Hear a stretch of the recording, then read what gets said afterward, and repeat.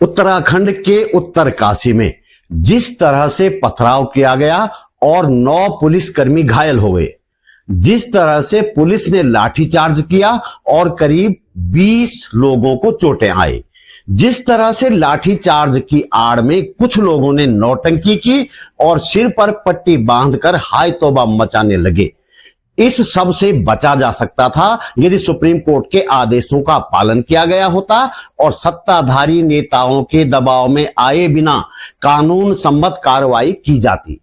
मेरा मानना है कि पुलिस को कभी भी किसी भी हालत में लाठीचार्ज नहीं करना चाहिए। यह मानवाधिकारों और मानव मूल्यों के साथ ही संवैधानिक मूल्यों का उल्लंघन है। उत्तरकाशी में जो कुछ हुआ वह अचानक नहीं हुआ था। कई दिनों से तैयारी हो रही थी और डंके की चोट पर घोषणा की जा रही थी। पोस्टर और वीडियो वायरल हो रहे थे। अमन शांति चाहने वाले लोग उत्तरकाशी के डीएम से लेकर देहरादून में डीजीपी तक मिल रहे थे, पत्र लिख रहे थे और उत्तरकाशी में पुरानी मस्जिद को तोड़ने के अभियान को रोकने की मांग कर रहे थे। हो सकता है सत्ताधारी नेताओं का इशारा रहा हो कि होने दो, लेकिन प्रशासन को कुछ तो अपने असली कर्तव्यों का निर्वहन करना ही चाहिए था। इस पूरे मामले पर विस्तार से बात करेंगे।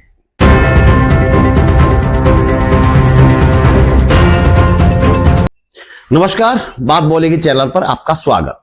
मेरा नाम है त्रिलोचन भट्ट और मैं करता हूं जन सरोकारों की बात। दोस्तों, मुझे बहुत ज्यादा नुकसान तब होता है जब आप वीडियो बीच में ही बंद कर देते हैं। प्लीज अंत तक जरूर देखिए। बहुत कम व्यू आने के बावजूद मैं लगातार वीडियो इसलिए बनाता हूं कि मुद्दों की बात कुछ लोगों तक ही सही पहुंच तो रही है। आप चाहें तो ये वीडियो हजारों और लाखों लोगों तक पहुंचा सकते हैं। बस आपको सिर्फ इतना करना है कि चैनल सब्सक्राइब कर देना है, वीडियो अंत तक देखकर लाइक करना है, कमेंट करना है और शेयर कर देना है। पहला सवाल यह है कि उत्तरकाशी में ऐसी नौबत क्यों आई कि 29 लोग घायल हुए। इनमें 9 पुलिसकर्मी भी हैं जो पत्थरबाजी में घायल हुए। घायलों में एक बच्चा भी बताया जा रहा है जिसे गंभीर हालत में एम्स ऋषिकेश रेफर किया गया है। कुछ और लोगों को भी किया गया है। क्या प्रशासन को नहीं मालूम था कि ये सब हो सकता है? मालूम था। देहरादून में एक प्रतिनिधिमंडल में, जिनमें मैं भी शामिल था, राज्य के पुलिस महानिदेशक से 23 अक्टूबर को मुलाकात की थी। उन्हें बताया था कि फलाना नफरती वहां है, कुछ भी हो सकता है। हमारे सामने ही डीजीपी ने उत्तरकाशी के एसपी को फोन करके धारा 163, जो पहले धारा 144 होती थी, लागू करने का आदेश दिया था। फिर धारा 163 लगाने के बजाय प्रशासन द्वारा जांच में वैध पाई जा चुकी मस्जिद के खिलाफ जुलूस निकालने की अनुमति क्यों दी गई? जब अनुमति दे दी थी तो आपको यह भी जरूर मालूम रहा होगा कि इस भीड़ में शामिल लोग आपकी उस शर्त को नहीं मानने वाले हैं, जिस शर्त का आप पत्थरबाजी और लाठीचार्ज हो जाने के बाद लगातार जिक्र कर रहे हैं। फिर क्यों पहले से ही पुख्ता इंतजाम नहीं किए गए? क्यों 9 पुलिस वालों को आपने पत्थरबाजों के सामने भेज दिया? मुझे सबसे ज्यादा चिंता तो उस बच्चे की हो रही है जो गंभीर रूप से घायल है। कौन है वे माँ बाप जिन्होंने अपने बच्चे को स्कूल भेजने के बजाय इस जुलूस में भेज दिया था? मैं इस बच्चे के साथ ही सभी घायलों के स्वस्थ होने की कामना करता हूं। अब जरा इन महाशय को देखिए। अपना नाम स्वामी दर्शन भारती बताते हैं। उत्तराखंड में सांप्रदायिक सौहार्द बिगाड़ने की तमाम घटनाओं में इनका नाम आता ही आता है। पुरोला की अदालत में झूठी साबित हो चुकी है जो घटना, उसके सूत्रधार भी यही साहब बताए जा रहे हैं।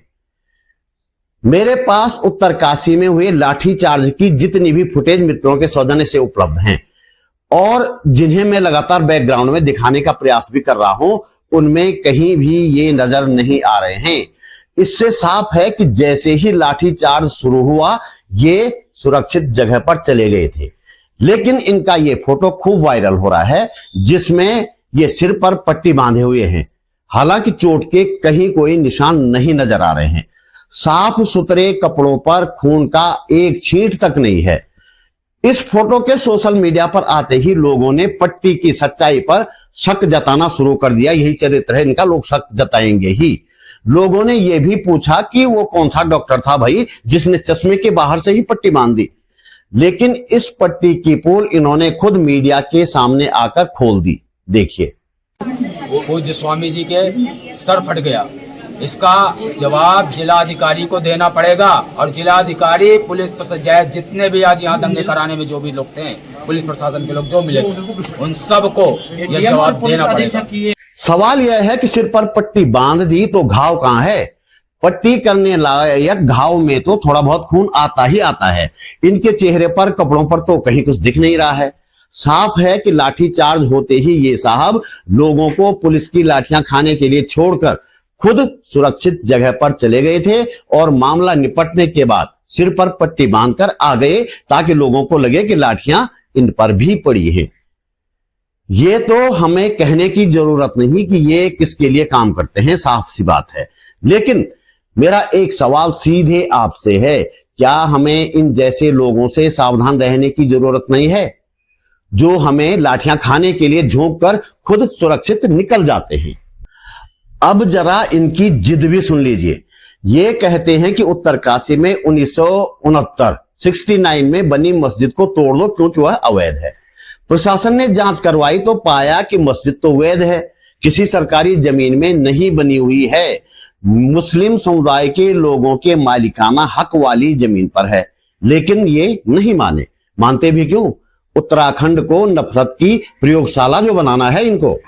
यदि इनके अनुसार मस्जिद अवैध है तो भी इनको किसने अधिकार दे दिया उसे तोड़ने का? किसी भी अवैध निर्माण को हटाना प्रशासन का काम है। और राज्य के डीजीपी ने खुद हमारे ही सामने कहा कि मस्जिद को अवैध बताने वाले लोग कोर्ट का आदेश ले आए तो वे खुद मस्जिद तुड़वा देंगे। हमारा भी यही मानना है कि कानून के दायरे में काम कीजिए। मस्जिद या कोई भी निर्माण आपके कहने भर से अवैध नहीं हो जाएगा, आपको प्रमाण तो देना ही पड़ेगा। अब जरा ये वीडियो देखिए। अरे मुस्लिम लोग हैं, वो पत्थर मार रहे हैं मुस्लिम लोग। वो देखो वहां छिपे हुए पीछे, वो देखो वहां पीछे। अरे पीछे जाओ भैया पुलिस वालों, वो मार रहे पुलिस वाले ऊपर से। अरे देखो देखो, सुना आपने? पत्थरबाजी हो रही है और एक व्यक्ति पुलिस वालों को नेक सलाह दे रहा है कि मुसलमान लोग पत्थर फेंक रहे हैं, दूर चले जाओ। दरअसल साजिश ये थी कि मस्जिद के आसपास जब जुलूस पहुंचेगा तो घरों की छतों से जुलूस पर पत्थर फेंकने हैं और प्रचारित करना है कि मुसलमानों ने जुलूस पर पत्थर फेंके। लेकिन पुलिस ने मस्जिद से पहले ही इनको रोक दिया और रास्ता बदलने को कहा, तो इनको योजना में भी अपने हेर फेर करना पड़ा और इसी जगह पत्थर फेंकने शुरू कर दिए जहां बैरिकेड लगे हुए थे।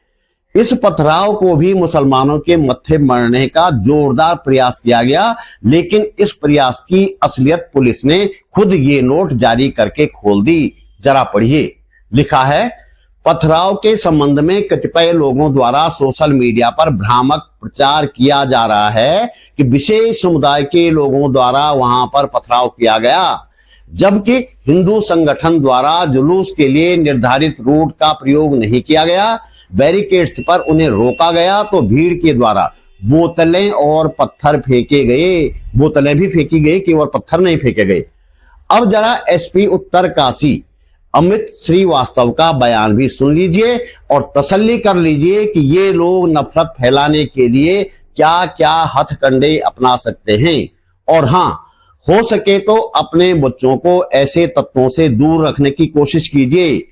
ये जो नफरती तत्व हैं, ये पता नहीं कहां कहां से फंडिंग लेकर अपने बच्चों को महंगे स्कूलों में पढ़ा रहे हैं, विदेशों तक में पढ़ा रहे हैं या पढ़ा चुके हैं और आपके बच्चों से ये सब करवा रहे हैं। एसपी साहब का बयान सुन लीजिए।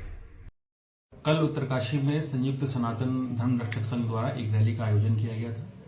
इस रैली में उनको सशर्त परमिशन प्रशासन द्वारा दी गई थी। उसमें इनका रूट डिसाइडेड था, समय भी डिसाइडेड था। तो वो उस रूट से न जा करके दूसरे रूट से जाने के लिए बैरियर पर काफी देर तक हुज्जत करते रहे। उसमें पुलिस वालों ने उनको बहुत पेशेंटली उनको रोका। कुछ उसी प्रदर्शनकारियों में से कुछ लोगों ने पत्थरबाजी शुरू कर दी, जिसपे फिर हल्का बल प्रयोग करके उनको वहां से तितर बितर करना पड़ा। इसमें हमारे कुछ पुलिसकर्मी जो घायल हुए हैं, कुल 8 पुलिसकर्मियों को चोटें आई हैं। इसमें प्रभारी निरीक्षक अमरजीत सिंह, निरीक्षक आशुतोष सिंह, वरिष्ठ उप निरीक्षक दिलमोहन सिंह, उप निरीक्षक कोमल रावत, उप निरीक्षक विनोद पवार, उप निरीक्षक दीपक रावत, कांस्टेबल अनिल कुमार और कांस्टेबल सरदार सिंह हैं। इसमें इंस्पेक्टर आशुतोष सिंह और कांस्टेबल अनिल कुमार को गंभीर चोटें आई हैं।